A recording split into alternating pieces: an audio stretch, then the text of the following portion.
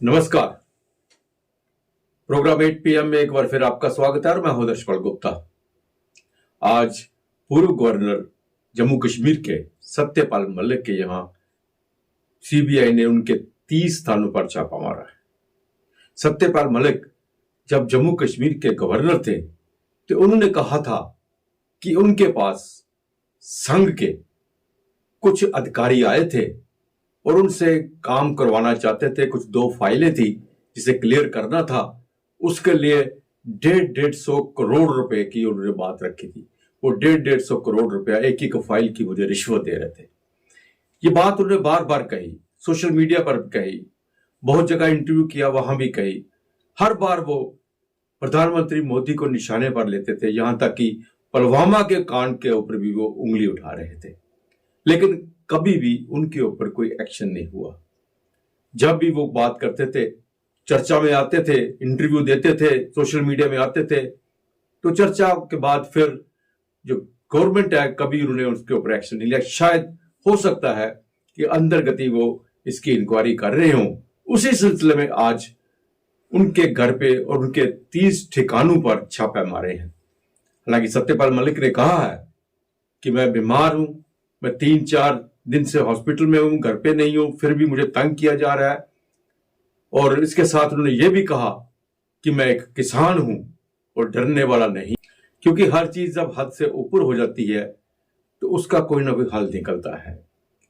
जब से यहां से गए हैं, वो जम्मू कश्मीर से गए हैं, हर दूसरे महीने, हर तीसरे महीने उनकी यही स्टेटमेंट आती थी। इन फाइलों के बारे में आती थी, पुलवामा के बारे में आती थी। अब चूंकि चुनाव नजदीक है, फिर आने वाले हैं, तो उन्होंने फिर वही सारे का सारा वही जो राग लापना शुरू कर दिया है। अब सीबीआई ने छापे मारे हैं, इस पे इंक्वायरी होगी, क्या चीज सामने आएगी वो तो समय के साथ ही पता चलेगा। लेकिन इस वक्त अगर मलिक साहब की जो उन्होंने कहा है वो बात सही निकलती है तो पता चल जाएगा कि कौन लोग हैं वो जिन्होंने रिश्वत दी थी। अगर नहीं तो आने वाले दिनों में सत्यपाल मलिक के लिए मुश्किलात बढ़ सकती। तो आइए अब नजर डालते हैं आज के समाचारों पर। जम्मू कश्मीर सरकार ने रहबरे खेल शारीरिक शिक्षा शिक्षकों के मानदेय में 50% बढ़ोतरी का तोहफा दिया है। इससे विभिन्न जिलों के सरकारी स्कूलों में कार्यरत 2417 शिक्षकों को लाभ मिलेगा। इसके साथ ही नशा तस्करी के मामलों की तत्काल सुनवाई के लिए प्रदेश में 5 एनटीपीएस कोर्ट को भी मंजूरी दी गई है। ये फैसला उपराज्यपाल मनोज सिन्हा की अध्यक्षता में हुई प्रशासनिक परिषद की बैठक में लिया गया। 2021 में मुख्य सचिव की अध्यक्षता में बनी कमेटी की सिफारिशों के तहत रहबरे खेल शिक्षकों के मानदेय में वृद्धि की गई है। मानदेय में वृद्धि इन शिक्षकों को जम्मू कश्मीर के स्कूलों में खेल गतिविधियों को बढ़ावा देने और लोकप्रिय बनाने के लिए प्रोत्साहित करेगी। शिक्षक युवा सेवा और खेल विभाग में कार्यरत हैं। इन शिक्षकों की नियुक्ति दूरदराज के क्षेत्रों में है, जहां वे युवाओं को खेलों के साथ साथ शारीरिक गतिविधियों से जोड़ रहे हैं। ज्ञात हो कि ये शिक्षक लंबे समय से मानदेय में बढ़ोतरी की मांग कर रहे थे। वर्तमान में इन शिक्षकों को मासिक मानदेय के रूप में 4,000 रुपये मिलते थे। ये शिक्षक 7 साल की परिवीक्षा अवधि पर हैं। प्रशासनिक परिषद के फैसले से इन शिक्षकों को काफी राहत मिली है। वहीं प्रशासनिक परिषद ने एनटीपीएस मामलों की सुनवाई के लिए प्रदेश में 5 विशेष अदालतों को मंजूरी दी है। ये कोर्ट जम्मू, अनंतनाग, बारामूला, पुलवामा व श्रीनगर में स्थापित होंगे। ये फैसला जम्मू कश्मीर हाई कोर्ट के जजों की कमेटी की सिफारिश के आधार पर किया गया, जिसमें यह कहा गया है कि वैसे जिलों में विशेष कोर्ट बनाए जाने चाहिए जहां एनडीपीएस के 500 से अधिक मामले लंबित हों। इस सिफारिश को मुख्य न्यायाधीश ने भी मंजूरी दी है। इस कदम पर वार्षिक 4.65 करोड़ रुपए खर्च आएगा। बैठक में उपराज्यपाल के सलाहकार राजीव राय भटनागर, मुख्य सचिव अटल डुल्लू, उपराज्यपाल के प्रधान सचिव डॉक्टर मनदीप कुमार भंडारी उपस्थित थे। जम्मू कश्मीर हाईवे गुरुवार को चौथे दिन बंद है। इससे पहले बुधवार को कुछ देर के लिए हाईवे को आंशिक रूप में बहाल किया गया था, लेकिन भूस्खलन के बाद मार्ग को फिर से बंद करना पड़ा।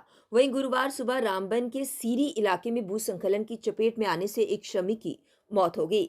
अधिकारियों ने बताया कि जम्मू श्रीनगर राष्ट्रीय राजमार्ग पर भूस्खलन में एक निर्माण कंपनी के एक कर्मचारी की मौत हो गई है।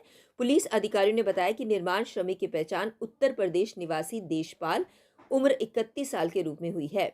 श्रमिक सुबह करीब 8:30 बजे रामबन जिले में सीरी के पास अपनी कंपनी मुख्यालय के बाहर भूस्खलन की चपेट में आ गया। उन्होंने बताया कि मृतक नाश्ते के लिए कंपनी के मेस की ओर जा रहा था, तभी यह हादसा हुआ। शमी के शव को बरामद कर लिया गया है और पोस्टमार्टम के लिए अस्पताल ले जाया गया है। यातायात विभाग के एक अधिकारी ने कहा कि 270 किलोमीटर लंबा राजमार्ग, जो कश्मीर को देश के बाकी हिस्सों से हर मौसम में जोड़ने वाला एकमात्र मार्ग है, बनिहाल के पास किश्तवाड़ी पथेर में ताजा भूस्खलन के बाद बंद है। इसे बहाल करने के लिए कार्य जारी है। रामबन और बनिहाल के बीच 1 दर्जन से अधिक स्थानों पर भारी बारिश के कारण हुए कई भूस्खलन के बाद सोमवार को रणनीतिक राजमार्ग पर यातायात निलंबित कर दिया गया था। अधिकारियों ने कहा कि बुधवार को राजमार्ग को आंशिक रूप से एक तरफा यातायात के लिए साफ कर दिया गया था, लेकिन किश्तवाड़ी पाथेर में ताजा भूस्खलन से सड़क फिर से अवरुद्ध हो गई। जम्मू कश्मीर के पूर्व राज्यपाल सत्यपाल मलिक के परिसरों सहित 30 अन्य स्थानों पर कीरू हाइड्रो पावर परियोजना घोटाले में सीबीआई ने गुरुवार को तलाशी ली। ये पूरा मामला जम्मू संभाग के जिला किश्तवाड़ में चिनाब नदी प्रस्तावित कीरू हाइड्रो पावर प्रोजेक्ट के लिए 2019 में 2,200 करोड़ रुपए के सिविल कार्यों को आवंटित करने में कथित भ्रष्टाचार से जुड़ा हुआ है। सत्यपाल मलिक 23 अगस्त 2018 से 30 अक्टूबर 2019 के बीच जम्मू कश्मीर के राज्यपाल थे। उन्होंने दावा किया था कि उन्हें परियोजना से संबंधित 2 फाइलों को मंजूरी देने के लिए 300 करोड़ रुपए की रिश्वत की पेशकश की गई थी। नेशनल कॉन्फ्रेंस के नेता उमर अब्दुल्ला ने बुधवार को केंद्र सरकार से गुलमर्ग में स्कीइंग के बुनियादी स्ट्रक्चर को सुधारने की बात कही। उन्होंने कहा कि कश्मीर में अधिक शीतकालीन खेल प्रेमियों को आकर्षित करने के लिए गुलमर्ग में स्कीइंग बुनियादी ढांचे में सुधार काफी जरूरी है। उमर अब्दुल्ला ने कहा कि गुलमर्ग में स्कीइंग का अपना आकर्षण है, लेकिन मैंने देखा है कि स्कीइंग बुनियादी ढांचा वही है जो हमने 2014 में छोड़ा था। पिछले 10 वर्षों में कुछ नया नहीं जोड़ा गया। उन्होंने कहा कि शायद केवल एक बार 2 दिनों में गंडोला केबल कार बाधित हुई थी। पूर्व मुख्यमंत्री जिन्होंने 2014 में पद छोड़ दिया था, उन्होंने दावा किया कि कई स्कीयर जो पहले गुलमर्ग आते थे अब कजाकिस्तान जैसी जगहों पर जा रहे हैं।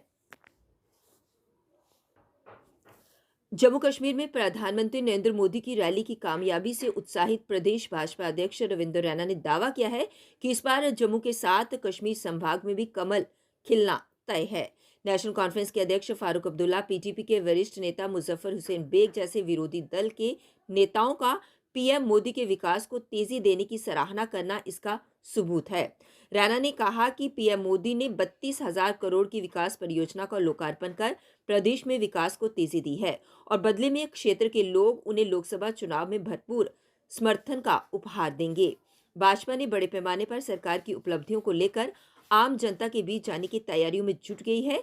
जिले में दौर करने के लिए वरिष्ठ नेताओं की ड्यूटी लगाई जा रही है।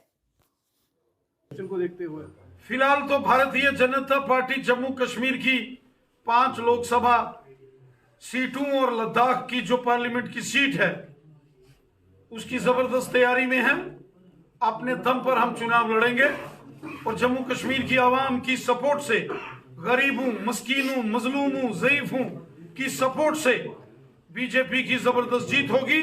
आम जनमानस की सपोर्ट से बीजेपी की जीत होगी और जम्मू कश्मीर की आवाम पार्लियामेंट के इलेक्शंस में दिल खोलकर मोदी साहब को सपोर्ट करेगी और हमारी ख्वाहिश है कि जिस तरीके से मोदी साहब ने दिल खोलकर देश का खजाना जम्मू कश्मीर की आवाम के लिए खोला है और यहां डेवलपमेंट हो रही है, तो जम्मू कश्मीर की आवाम भी दिल खोलकर मोदी साहब को गिफ्ट देगी और 5 सीटें जम्मू कश्मीर की और 1 लद्दाख की जीत कर मोदी साहब को हम ये माने कि इस बार कश्मीर में कमल खिलेगा। हम ये माने कि कश्मीर में इस बार कमल खिलेगा। कमल पूरे जम्मू कश्मीर में खिल रहा है और उसकी खुशबू पूरे जम्मू कश्मीर तथा लद्दाख में महसूस की जा रही है। पीडीपी के नेता मुजफ्फर हुसैन बेग वहां पर नजर आए और उन्होंने भी कल मोदी जी की तारीफ की है। उन्होंने कहा कि वो जीतेंगे इस बार। मैंने कहा डॉक्टर फारूक अब्दुल्ला साहब हों, श्री मुजफ्फर हुसैन बेग साहब हों या और भी बड़े सियासी जमातों के मैंने लीडर्स देखे जिन्होंने मीडिया और सोशल मीडिया में हमारे ऑनरेबल प्राइम मिनिस्टर मोदी साहब का जो जम्मू कश्मीर का दौरा था, इसकी जबरदस्त तारीफ की है। मैं ऐसे तमाम सियासी जो राजनीतिक दलों के जो नेता हैं, जो पॉलिटिकल स्टालवर्ड्स हैं, मैं उन सब का भी बहुत बहुत शुक्रिया अदा करता हूं। राणा साहब, चौधरी लाल सिंह जी का नाम एक बार दोबारा घाटी में 3 दिन से जारी वर्षा व बर्फबारी का सिलसिला बुधवार को थम गया और धूप खिली रही। मौसम में सुधार होते ही घाटी का देश व दुनिया के शेष हिस्सों से हवाई संपर्क तो बहाल हो गया, लेकिन जमीनी संपर्क अभी भी कटा हुआ है। ताज़ा हिमपात व वर्षा की वजह से घाटी के अधिकांश इलाकों में तापमान जमाव बिंदु से नीचे चले जाने की वजह से ठंड का प्रकोप बढ़ गया है। गुलमर्ग न्यूनतम तापमान -9.4 डिग्री के साथ घाटी का सबसे ठंडा क्षेत्र बना रहा। श्रीनगर व काजीकुंड में 0, पहलगाम में -1.6, कुपवाड़ा में -4, जबकि कोकरनाग में न्यूनतम तापमान -3.4 डिग्री सेल्सियस दर्ज किया गया। वहीं जम्मू में भी मौसम साफ रहा और धूप खिली रही। मौसम विभाग के निदेशक डॉक्टर मुख्तार अहमद के अनुसार पश्चिमी विक्षोभ अब कमजोर पड़ गया है। पाकिस्तान की तरफ से एक बार फिर नापाक चाल चली गई। मध्यरात्रि में जम्मू संभाग के कठुआ जिले के हीरानगर सेक्टर में अंतर्राष्ट्रीय सीमा पर ड्रोन से घुसपैठ की गई। सतर्क जवानों ने जब ड्रोन पर गोलीबारी की तो वे वापस पाकिस्तान की तरफ लौट गए। इसके बाद इलाके में तलाशी अभियान चलाया गया। तलाशी के दौरान ड्रोन से गिराया गया एक संदिग्ध पैकेट बरामद हुआ। जांच में पैकेट में आईईडी पाई गई। पीआरओ बीएसएफ जम्मू ने बताया कि गुरुवार मध्यरात्रि 12:45 पर बीएसएफ के जवानों ने कठुआ के हीरानगर इलाके में मनियारी गांव के गहराई वाले इलाके में ड्रोन की गतिविधि देखी। इसके बाद ड्रोन पर हमला किया गया। इलाके में गहन तलाशी ली गई। तलाशी के दौरान ड्रोन द्वारा गिराए गए आईईडी बरामद कर ली गई। सीमा पर जवान हाई अलर्ट पर हैं। कुंजवानी बाईपास का पिलर्स पर फ्लाईओवर बनाए जाने की मांग को लेकर बीजेपी ट्रेड सेल के चेयरमैन की अध्यक्षता में नरवाल से कुंजवानी मार्केट एसोसिएशन ने नेशनल हाईवे अथॉरिटी के खिलाफ शांतिपूर्ण प्रदर्शन किया और अपनी बात रखी कि दोनों साइड की जो रोड है 100 फुट लोगों को रोड मिलेगी। अगर 25 फुट का ये बनता है, जहाँ पे 5 बड़े हॉस्पिटल हैं, 5 बड़े स्कूल हैं और यहाँ पे कितने शोरूम है जिसका अंदाजा नहीं है। इसके साथ छन्नी रामा है, छन्नी हिम्मत है, त्रिकुटा नगर है, गांधीनगर, यहाँ से लोग निकल जाते हैं। बठिंडी है, सैनिक कॉलोनी है, वीरपुर है, चाटा है, चुआदी है, सुंजमा है, नरवाल वाला है, अरजीब नगर का है, कालका कनौली है, सब्जी और फ्रूट मंडी है, ट्रांसपोर्ट नगर है। इतना लोड है इस रोड पे कि जिसका अंदाजा नहीं। इन लोगों की जो बात है बिल्कुल सही है। कल को अगर ये रोड 28 फुट दी जाती है तो ये पूरा कजवानी से लेकर नरवाल तक का एरिया ही खत्म हो जाएगा। ये जो नेशनल हाईवे बाईपास है ये आज से 40 साल पहले बना था और आज ये सिटी के अंदर है। मैं ये कहना चाहता हूँ, अगर हमारे एलजी साहब भी सुनते हो हमारी आवाज को, कि पूरे हिंदुस्तान के अंदर 24 तारीख को गुरु रविदास जी का प्रकाशो उत्सव है। इसी को लेकर आज शोभा यात्रा निकाली गई और भंडारे का आयोजन भी किया गया। मास्टर ब्लास्टर सचिन तेंदुलकर ने कश्मीर में स्थानीय निवासियों के साथ क्रिकेट खेलने का आनंद उठाया। जब वह कहीं पर जा रहे थे तो उन्होंने सड़क पर कुछ युवकों को क्रिकेट खेलते देखा और अपनी गाड़ी को रुकवाकर युवकों संग क्रिकेट खेला। उनके शानदार शॉट्स उन्होंने लगाए और उल्टे बैट से भी बल्लेबाजी का कमाल दिखाया। जाते समय सबके साथ सेल्फी भी ली। कश्मीर घाटी के पर्यटक स्थल गुलमर्ग में हिमस्खलन हुआ है। सूत्रों के अनुसार हिमस्खलन के चलते 3 पर्यटक लापता हो गए हैं। इनमें से एक पर्यटक को खोज निकाला गया है। पर्यटकों को चोटें आई हैं, उन्हें इलाज के लिए अस्पताल ले जाया गया है। प्रशासन ने सुरक्षा एवं बचाव अभियान शुरू कर दिया है। गुलमर्ग में शीतकालीन खेलों का गुरुवार को दूसरा दिन है। इस दौरान गुलमर्ग में अलग अलग प्रतियोगिताएं जारी हैं। देश भर से आए खिलाड़ियों के साथ ही बड़ी संख्या में खेल प्रेमी और पर्यटक यहां पहुंचे हैं। इस बीच हिमस्खलन आने की खबर सामने आई। बारामूला पुलिस, 18 RR, HAWS व स्थानीय लोगों की टीमें बचाव अभियान चला रही हैं। 12 बजे मुझे वहाँ पे एक कॉल आई। जो लोकल एक स्केट था वहाँ पे, तनवीर अहमद, जो अपने ग्रुप के साथ था, उसने मुझे कॉल किया कि यहाँ पे साइज़ 3 का एवलांच यहाँ पे हुआ है, जो वाटरफॉल नाला का है। तो जब एवलांच के बाद उसने मुझे डिटेल देते रहे वो, तो कुछ मिनटों के बाद उसने कहा एक का यहाँ पे डेथ हुआ है, तो बाकी लोगों का हम सर्च इस वक्त जारी है।